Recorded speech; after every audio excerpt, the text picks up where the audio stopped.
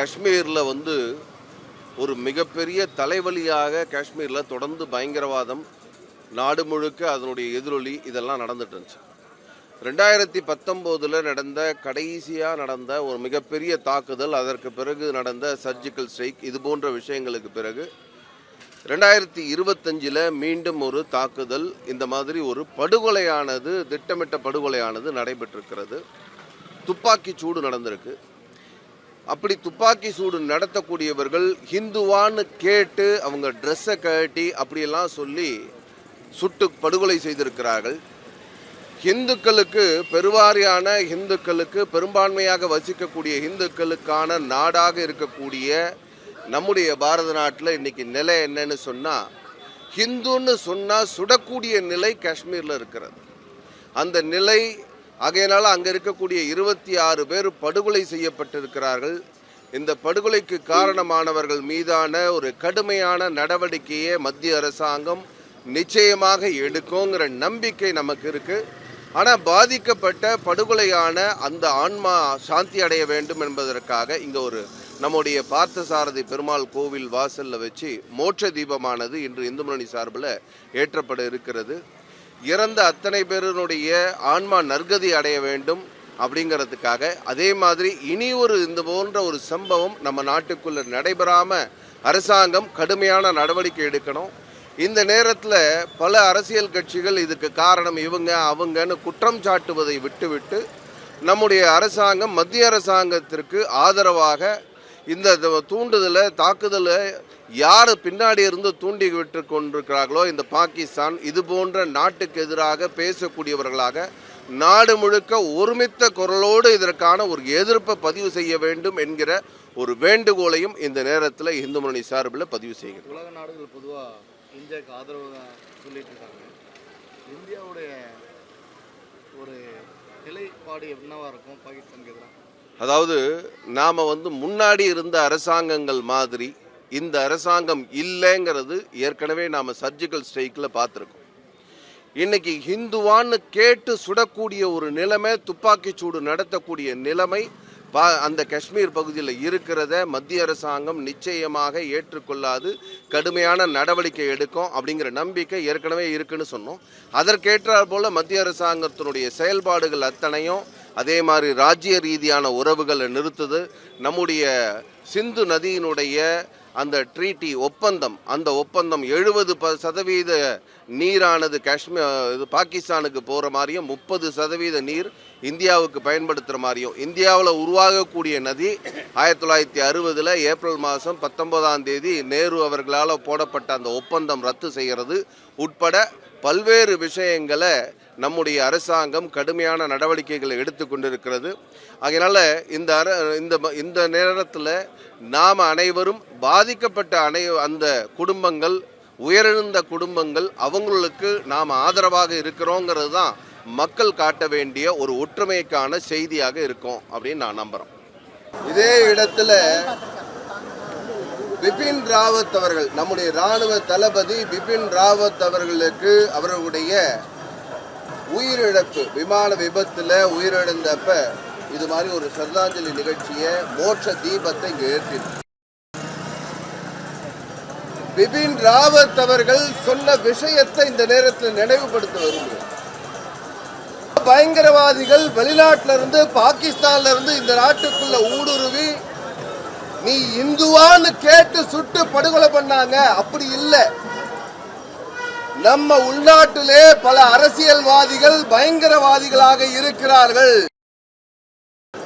பயங்கரவாதத்திற்கு ஆதரவு அவர்களை ஒழித்தால் மட்டுமே இந்த நாட்டில் பயங்கரவாதம் முற்றிலும் ஒழிக்கப்படும் சொன்னவர் பிபின் ராவத். இந்த பயங்கரவாதம் ஒழிக்கப்படணும். இந்த பயங்கரவாதம் வேரடி மண்ணும் இல்லாமல் போகணும் அப்படிங்கிறது தேசியவாதிகளுடைய எண்ணம். ஆனா இந்த பயங்கரவாதத்திற்கு ஆதரவாக, பயங்கரவாதத்தை நிகழ்த்தியவர்களுக்கு ஆதரவாக ஏதோ ராணுவமே பயங்கரவாதத்தை நிகழ்த்தியது போல சில பேர் பேசிட்டு இருக்காங்க. காலையில ஒருத்தர்கிட்ட சொன்ன டெல்லியில, ஐயா தமிழ்நாட்டில் ஒரு அம்மா இப்படி எழுதிட்டு இருக்காங்கன்னு. சார், இது வரைக்கும் ஆம்னி பஸ்ஸுக்கு ஸ்டேட் பர்மிட் மட்டும்தான், இனிமேல் நேஷனல் பர்மிட் நாங்கள் சுப்ரீம் கோர்ட்ல பார்த்துக்கிறோம். அது தெரியாது, உங்களுக்கு தான் சொல்றீங்க. அந்த அம்மா இந்த மாதிரி மக்கள் நமக்கு எதிராக நம்ம கூட இருக்கக்கூடியவர்கள் இந்த தீவிரவாதத்துக்கு பயங்கரவாதத்திற்கு ஆதரவாக குரல் கொடுக்கக்கூடியவர்களாக நம்முடைய ராணுவத்தை கொச்சப்படுத்துற மாதிரி செயல்பட்டு கொண்டிருக்கிறார்கள். இதையெல்லாம் மாற்ற வேண்டும் அப்படின்னு சொன்னா, இதே காஷ்மீர்ல 2019 குண்டுவெடிப்பு நடந்தது. குண்டுவெடிப்பு நடந்த பிறகு நம்முடைய ராணுவ வீரர்கள் மீதான தாக்குதல் நடந்தது. நடந்த உடனே இதுக்கு முன்னாடி இருந்த அரசாங்கம் இல்ல, வேடிக்கை பார்க்கிற அரசாங்கம் இல்ல, கிரிக்கெட் விளையாட மாட்டோம்னு சொல்லி நிறுத்த மட்டுமே செய்யக்கூடிய அரசாங்கம் இல்ல, சர்ஜிக்கல் ஸ்ட்ரைக் செய்வோம், பொருளாதார ஸ்ட்ரைக் எல்லாத்தையும் பண்ணுவோம்னு சொல்லி செய்து காட்டியவர்கள் மத்திய அரசாங்கத்தில் இப்ப இருக்கவங்க. நேற்றைக்கு இந்த சம்பவம் முந்தா நாள் நடந்த உடனே நம்முடைய பாரத பிரதமர் உடனடியாக நம்முடைய நாட்டுக்கு திரும்பி வரார். திரும்பி வந்து அவருடைய அலுவலகத்தில் போய் உட்கார்ந்து கூட்டம் நடத்தல, விமான நிலையத்தில் கூட்டம். நம்முடைய வெளியுறவுத்துறை அமைச்சர், பாதுகாப்பு ஆலோசகர் எல்லாரையும் கூப்பிட்டு வச்சு அதே இடத்துல பேச்சுவார்த்தை. நேற்றையிலிருந்து அறிவிக்கைகள் வருது, நம்முடைய சிந்து நதியானது அதற்கான ஒப்பந்தமானது ரத்து செய்யப்படுகிறது.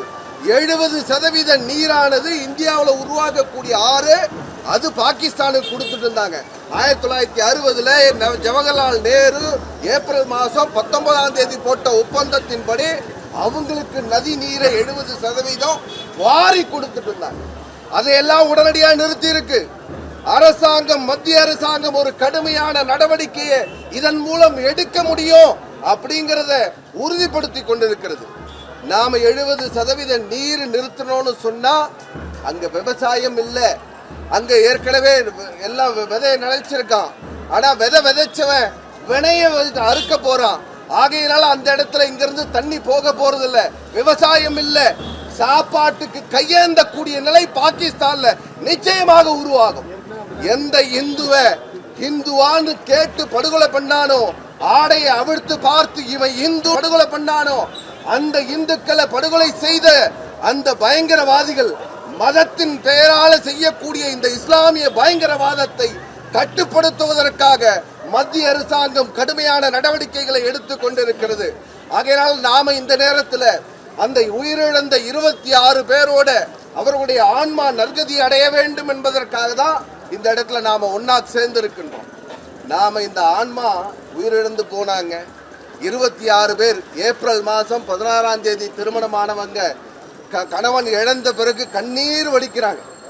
உலக நாடுகளிலே பார்க்கக்கூடிய ஒரு மிக மோசமான ஒரு படமாக அந்த பெண் தன்னுடைய கணவனை பக்கத்துல இழந்து போன கணவனுடைய சடலத்தை போட்டுவிட்டு அழுது கொண்டிருக்கக்கூடிய காட்சி.